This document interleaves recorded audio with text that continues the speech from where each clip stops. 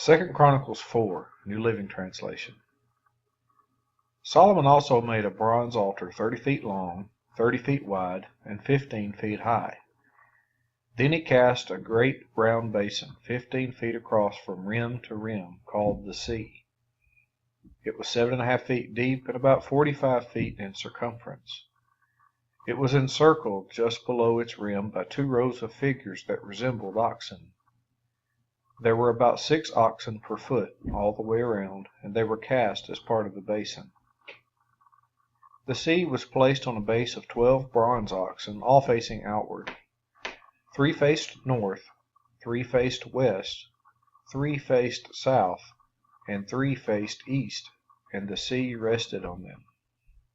The walls of the sea were about 3 inches thick, and its rim flared out like a cup and resembled a water lily blossom. It could hold about 16,500 gallons of water. He also made 10 smaller basins for washing the utensils for the burnt offerings. He set 5 on the south side and 5 on the north, but the priests washed themselves in the sea. He then cast 10 gold lampstands according to the specifications that had been given, and he put them in the temple. 5 were placed against the south wall, and 5 were placed against the north wall. He also built 10 tables and placed them in the temple, 5 along the south wall and 5 along the north wall.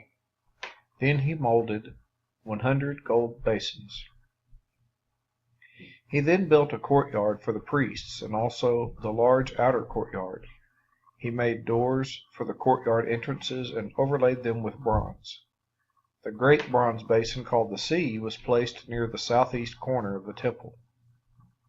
Huramabi also made the necessary wash basins, shovels, and bowls.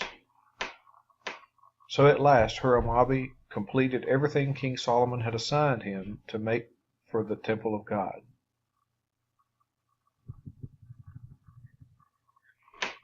The 2 pillars, the 2 bowl-shaped capitals on top of the pillars, the 2 networks of interwoven chains that decorated the capitals, the 400 pomegranates that hung from the chains on the capitals, 2 rows of pomegranates for each of the chain networks that decorated the capitals on top of the pillars, the water carts holding the basins, the sea and the 12 oxen under it, the ash buckets, the shovels, the meat hooks, and all the related articles.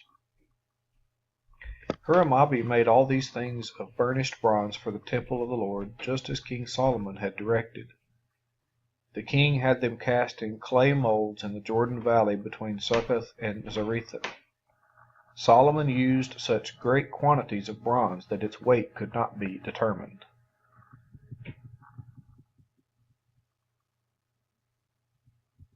Solomon also made all the furnishings for the temple of God: the gold altar, the tables for the bread of the presence, the lampstands and their lamps of solid gold, to burn in front of the most holy place as prescribed, the flower decorations, lamps and tongs, all of the purest gold, the lamp snuffers, bowls, ladles, and incense burners, all of solid gold, the doors for the entrances to the most holy place and the main room of the temple, overlaid with gold.